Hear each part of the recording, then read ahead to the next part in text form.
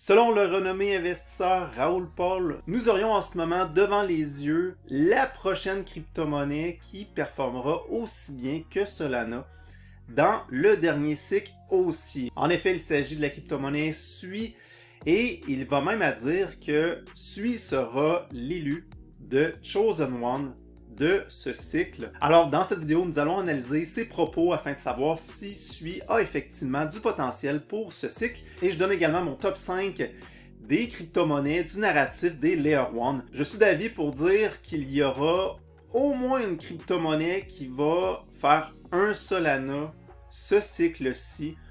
Est-ce que ça sera une des crypto-monnaies qui figure parmi mon top 5? Est-ce que ça sera SUI? Donc restez à l'écoute pour en savoir un peu plus. Pour ceux qui connaissent Raoul Pal est connu pour prendre quand même considérablement des risques comparativement à Michael Saylor qui s'expose uniquement au Bitcoin, mais en force. Raoul Pal n'hésite pas à investir dans les altcoins. Il a déjà dit à plusieurs reprises dans le passé que l'Ethereum allait surperformer le Bitcoin, que Solana allait surperformer l'Ethereum. D'ailleurs, la grande majorité de son portefeuille lors de ce cycle haussier est constituée de la crypto-monnaie Solana. Dans l'ancien cycle, son portefeuille était constitué principalement d'Ethereum. Donc, petit changement à ce niveau. Selon lui, la crypto-monnaie SUI devrait même surperformer Solana. Le graphique que je vous présente, c'est la crypto-monnaie SUI divisée par Solana. On peut voir, effectivement, c'est que Solana a clairement surperformé SUI jusqu'à tout récemment, à partir du mois d'août 2024, où là, on a vu un revirement de tendance. En ce moment, ce graphique est clairement en faveur de SUI par-dessus Solana. À l'aide de ce graphique, on voit que la paire Solana-Ethereum a atteint un sommet historique dans les dernières semaines. Solana est maintenant prêt à continuer sa montée vers le haut et à continuer à surperformer l'Ethereum. Donc je suis d'accord avec ce que Raoul Pal dit en pensant que Solana va surperformer Ethereum et que SUI va possiblement surperformer Solana. Donc, à la lumière de ces informations, pour ceux qui ont des Ethereum ou des Solana dans leur portefeuille et qui désirent optimiser leur rendement de portefeuille, à la lumière de ces informations, pour ceux qui ont des crypto-monnaies de grande capitalisation, dont l'Ethereum, Solana, et qui désirent optimiser leur rendement de portefeuille d'ici la fin du cycle haussier 2024-2025. Ça peut être une bonne idée de réduire votre exposition en Ethereum pour allouer davantage vers la crypto-monnaie Solana. Et si vous avez déjà une bonne allocation de la crypto-monnaie Solana, bien de réduire votre exposition Solana pour vous orienter vers la crypto-monnaie SUI. En réorganisant votre portefeuille ainsi, vous prenez un petit peu plus de risques, quoique c'est des projets qui sont établis depuis plusieurs années. Solana, c'est pas là pour partir, SUI non plus à mon avis. Même si SUI est la crypto-monnaie qui a la plus petite capitalisation, à 5 milliards quand même, c'est une crypto-monnaie de très grande capitalisation, mais en étant allouée sur SUI, plutôt qu'être totalement allouée en Solana ou en Ethereum, ça va vous permettre d'aller chercher plus de rendement pour pas plus de risques à mon avis. Il s'agit de ma recommandation, c'est pas un conseil financier, je tiens à le préciser, c'est ce que je fais personnellement et à vous de décider ultimement si c'est une stratégie qui a de bonnes chances d'optimiser votre portefeuille. Maintenant, sur Defilama, une chose que j'aime bien voir dans un écosystème émergent, c'est de voir la quantité d'argent qui est bloquée sur cette blockchain. Et on peut remarquer que la TVL est à son sommet historique à près de 1 milliard de dollars. Un réseau sans TVL, c'est un réseau qui est mort. Donc de voir que la TVL est à son sommet historique en ce moment, c'est de bon augure selon moi. Parmi toutes les autres crypto-monnaies du type Layer 1, c'est une des crypto-monnaies qui se distingue le plus. Donc on ne parlera pas des premiers, mais vous voyez ici Base qui est à 2 milliards. Base finira certainement par avoir un token un jour. C'est quasiment écrit dans le ciel. Ensuite, il y a celui qui gagne de l'attraction à 1 milliard de TVL sur son réseau. Ensuite, tout juste derrière celui, il y a Avalanche, tout près du 1 milliard aussi. Mais je crois que celui a l'avantage pour ce cycle, parce qu'en ce moment, il attire l'attention sur les réseaux sociaux et Avalanche. Bien, c'est une crypto-monnaie qui est plus vieille, qui a bien performé dans l'ancien cycle haussier, mais je crois que ce cycle haussier aura l'avantage. Même chose pour Polygon, Scroll. Je ne crois pas que cette chaîne va décoller, mais je peux me tromper.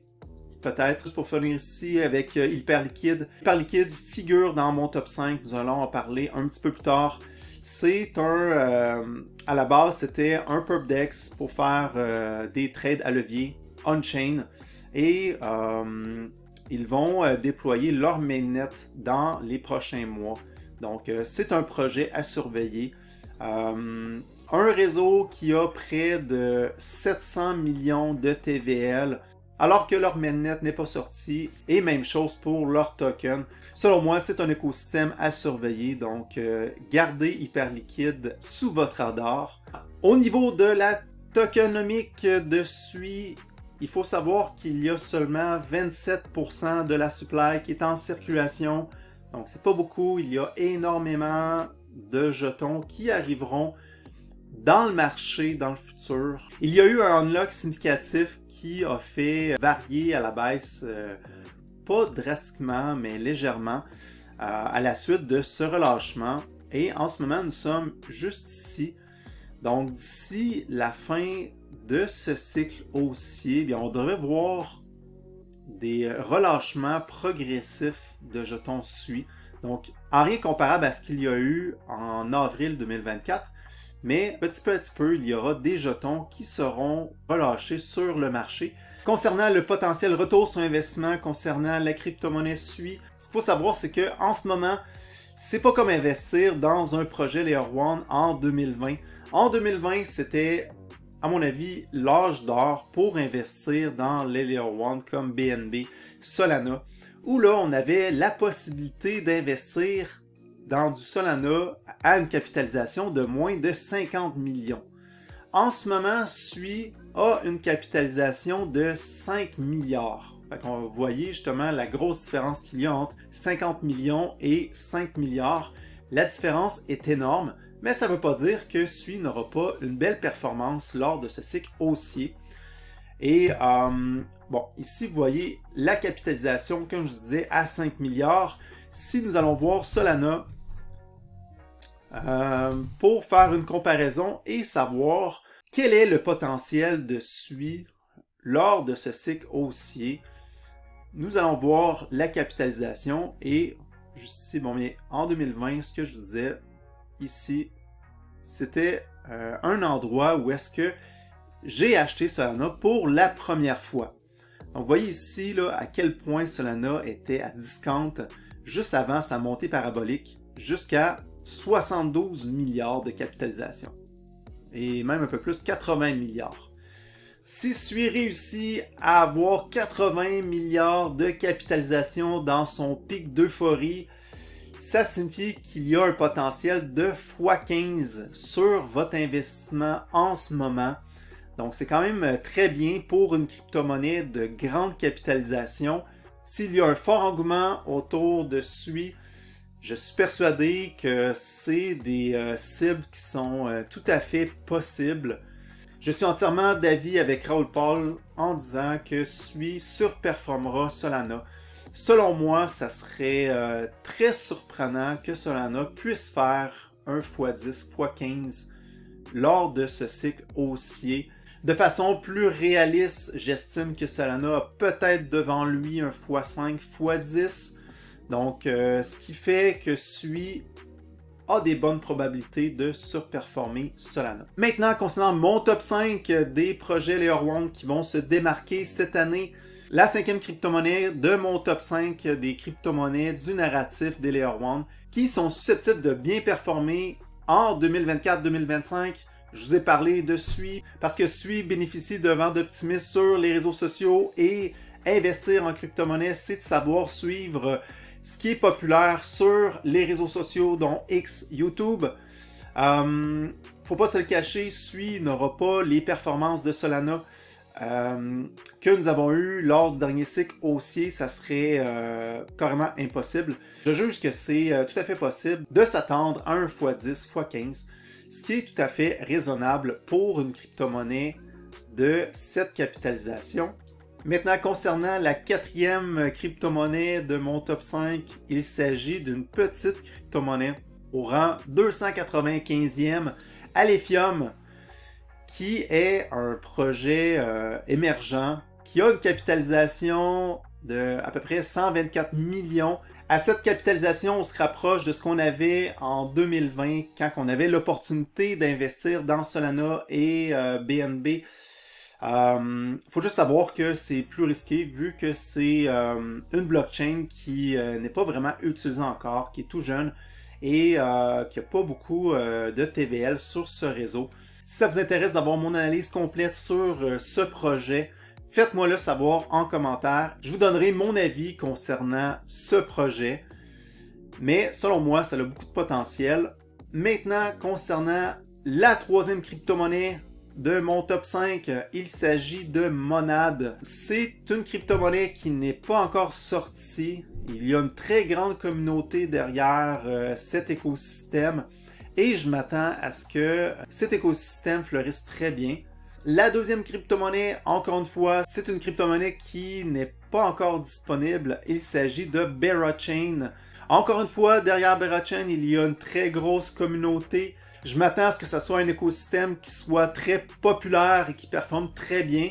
Maintenant, concernant la crypto-monnaie numéro 1 de mon top 5, des écosystèmes qui devraient bien performer, il s'agit d'Hyperliquid. C'est un écosystème qui n'a pas encore son token, qui sortira dans les prochains mois, donc probablement novembre, décembre.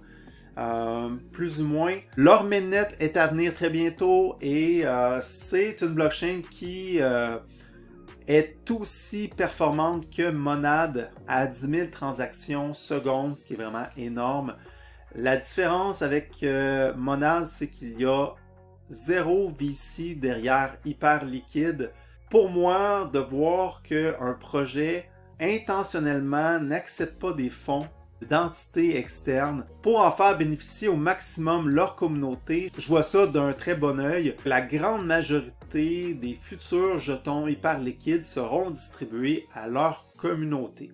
Donc, pas d'investisseurs qui vont domper sur votre dos quand que vous allez acheter. Donc, derrière Hyperliquid, il y a un solide produit, une solide équipe et une solide communauté. Tous les ingrédients sont là pour faire en sorte qu'Hyperliquid soit l'élu. Maintenant, pour terminer cette vidéo, je viens de terminer mon e-book que je donne gratuitement à toutes les personnes qui s'inscrivent à mon infolettre. En vous inscrivant, vous allez recevoir mon e-book de presque 50 pages.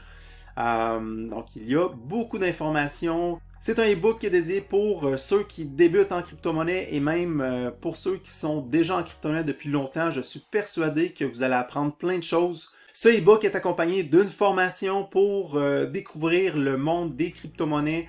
Et c'est justement le nom de la formation que je vous offre. Donc, je vous invite, si ça vous intéresse, à aller sur mon site web, rejoindre mon infolette pour recevoir ce guide.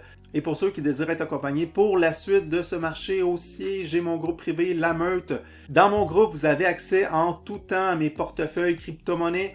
Vous avez également accès à mon outil d'analyse de pépites. Donc, si vous voulez les meilleures crypto-monnaies à investir pour la suite, je vous invite encore une fois à rejoindre mon groupe. Merci encore de votre écoute et on se revoit dans la prochaine vidéo.